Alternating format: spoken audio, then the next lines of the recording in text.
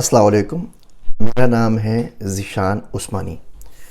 آج کی ہماری ویڈیو اس ٹاپک کے اوپر ہے کہ پرماننٹ کچھ نہیں ہے، دائمی طور پر کچھ بھی نہیں ہوتا۔ جو بھی مصیبتیں آتی ہیں، پریشانیاں آتی ہیں، سب عارضی ہوتی ہیں۔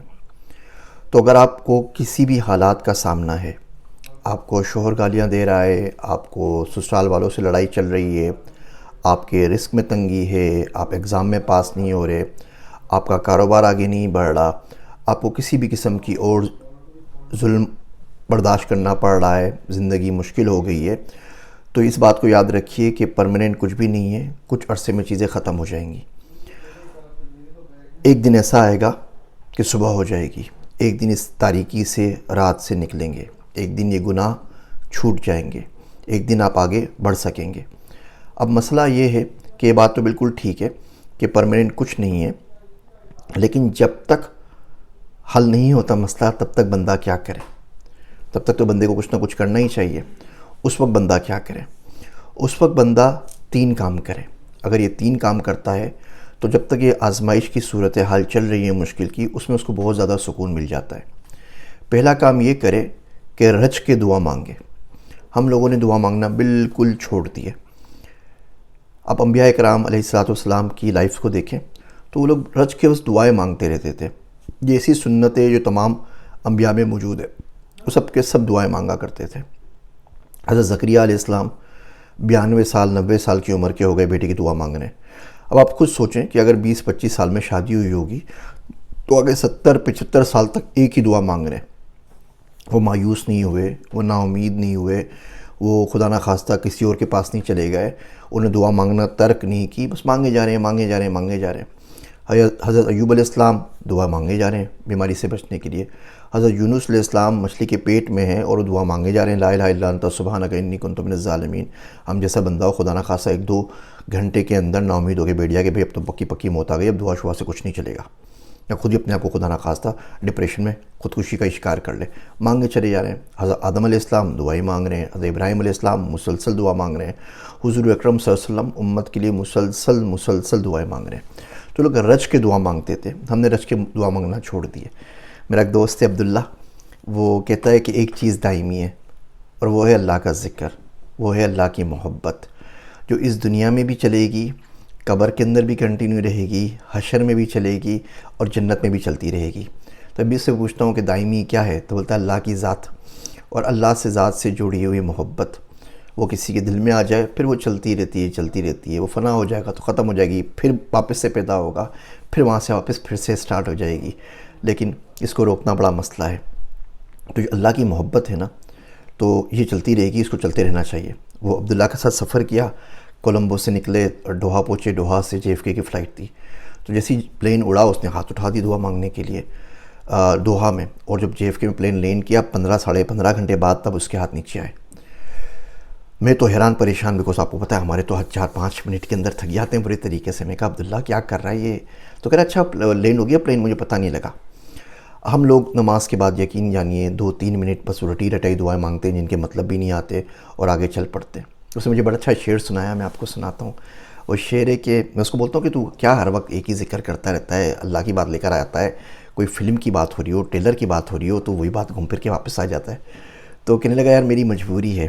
تو اس نے شعر سنایا کہ مسئلہ 10 طرز سے باہر ہے، مسئلہ 10 طرز سے باہر ہے، میں اسے بھولنے سے قاصر ہوں۔ خیر، تو پہلی چیز آپ نے یہ کرنی ہے کہ آپ نے رج کے دعا مانگنی ہے۔ دوسرا کام آپ نے یہ کرنا ہے کہ آپ نے اللہ سے ڈرنا ہے۔ ہم میں سے ہم لوگ کہتے ہیں اللہ سے ڈرو اللہ سے ڈرو، یہ نہیں بتاتے کب ڈرنا ہے۔ اللہ سے ڈرنا تو ہے لیکن ڈریں کب؟ اللہ سے ڈریں جب کسی شخص سے بات کریں، اللہ سے ڈریں جب اپنے نوکروں ملازمین کے ساتھ برتاؤ کریں، اللہ سے ڈریں جب اپنی بیویوں کے ساتھ، بچوں کے ساتھ، گھر والوں کے ساتھ بات کریں، اللہ سے ڈریں جب پیسوں کا لین دین کریں، اللہ سے ڈریں جب کوئی آپ کے کنٹرول میں ہو اور آپ اس کو چھوڑ دیں، اللہ سے ڈریں جب کسی کو کوئی قصور والا ہی آپ کو مل جائے لیکن اس کے باوجود آپ اس کو درگزر کر دیں، بولے اللہ بھی تو معاف کرتا ہے نا، میں آج اس کو معاف کرتا ہوں۔ ہر موقع پہ جب آپ کا اپر ہینڈ ہو اور آپ کے نیچے کوئی آ جائے چھوڑ دیجئے، کچھ نہ کہیے، جانے دیجئے۔ نقصان اٹھا لیجئے، فائدہ کسی اور کو دے دیجئے، یہ اللہ کا ڈر جاری رکھیں۔ تو پہلا کام آپ نے کرنا ہے اپنے رزق کی دعا کرنی ہے، دوسرا کام کرنا ہے کہ اللہ سے ڈرنا ہے، تیسرا کام یہ کرنا ہے صلہ رحمی کرنی ہے، ہاتھ کھول دینا ہے، طنز طعنہ تنقید نہیں کرنی، جس کو جتنا دے سکتے ہیں دے دیں۔ وہ آج کل بڑا رواج چلا نا، لوگ بولتے ہیں منجن سیلرز، منجن سیلرز، منجن سیلرز۔ اس پہ آپ کو واقعہ سناتا ہوں۔ عبداللہ کو میں بچپن سے ہی جانتا ہوں، تو جاب کرتے تھے تو وہ نکلتے تھے پریسٹن یونیورسٹی سے، شارع فیصل سے، اور وہ رہتا تھا بھینس کالونی کے بھی آگے نا، پپری کے پاس۔ تو لمبی بس ہوتی تھی، پہلے مسلم کوچ لے کے قائد آباد پہنچو، یا W13 لے کے نیازی کوچ لے کے ڈگ اسٹیشن روڈ تک پہنچو، پھر وہاں سے کٹ کر کے گلستان جوہر سے نکل جاتی تھی ناظم آباد کی طرف، پھر وہاں سے دوسری بس پکڑو قائد آباد کی، اور قائد آباد سے پھر آگے کا سفر۔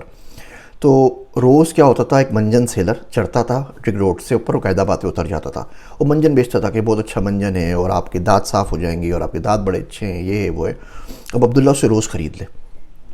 اب میں اس کو بولوں جی پاگل آدمی، یہ منجن بالکل بیکار نہیں ہے، دانت الٹے خراب ہو جائیں گے۔ کہتا ہے ہاں مجھے پتہ ہے۔ میں کہا تو پھر تو خریدتا کیوں ہے؟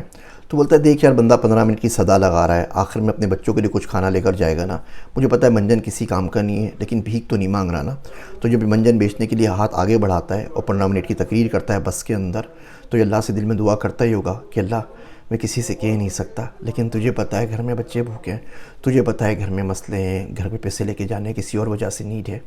تو یہ خفیہ دعا مانگتا ہے نا اللہ سبحانہ و تعالیٰ سے، میں اس کا پاس رکھتا ہوں، کیونکہ میرے بہت سارے خفیہ گناہ ہیں، اللہ پھر اس کا بھی پاس رکھے گا۔ اب وہ منجن خرید لیتا تھا، پھر منجن وہ باہر نکل کے بس سے کسی ڈمپسٹر میں ڈالتا تھا اور دوسری بس پکڑتا تھا۔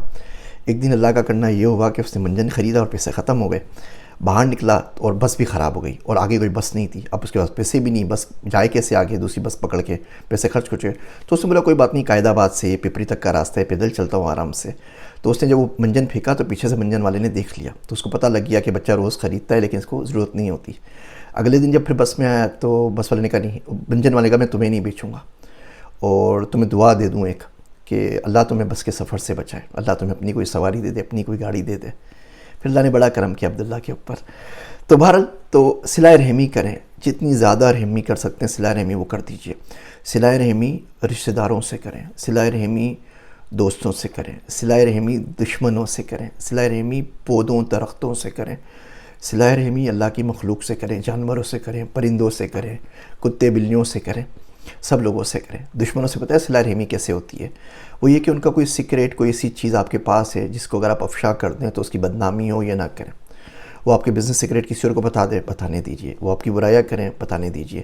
لیکن اس کا کوئی سیکریٹ اگر آپ کے پاس تھا نا تو ظاہر بات ہے اس نے آپ کو اس وقت بتایا تھا نا جب آپ کا دوست تھا، اس دوستی کے بھرم میں آج اس کو رسوا نہ کیجیے۔ یہ 3 کام کریں، رج کے دعا مانگیں۔ انشاءاللہ ٹائم ملے گا زندگی میں کبھی، تو ابھی تو رمضان کا سیزن بزی چل رہا ہے، یہ شعبان کے 10 دن، رمضان کے 30 یا 40 دن بڑے بزی ہو جاتے ہیں۔ کبھی دعا پہ لمبی بات کریں گے، دعا کیسے مانگتے ہیں، دعا کیوں مانگتے ہیں، دعا مانگنی ہی کیوں چاہیے، اور دعا کے بغیر چارہ کوئی نہیں ہے۔ وہ عبداللہ میرا دوست دعا کرتا ہے، اے بہت جلدی راضی ہو جانے والے رب، اے رب اکبر، میرے اختیار میں کچھ نہیں سوائے اس کے کہ میں دعا کر سکوں، وہ بھی تیری توفیق سے، تو بس بخش دے۔ دوسرا کام آپ نے صلہ رحمی کرنی ہے، اور بہت زیادہ صلہ رحمی کرنی ہے لوگوں کے ساتھ۔ اور تیسرا کام اللہ سے ڈرنا ہے، اور ایک خود سوچئے، خود معلوم کیجئے کہ اللہ سے ڈرنا کب چاہیے۔ وہ نائٹ کالز ہوتی ہیں نا، اس وقت اللہ سے ڈر جائے۔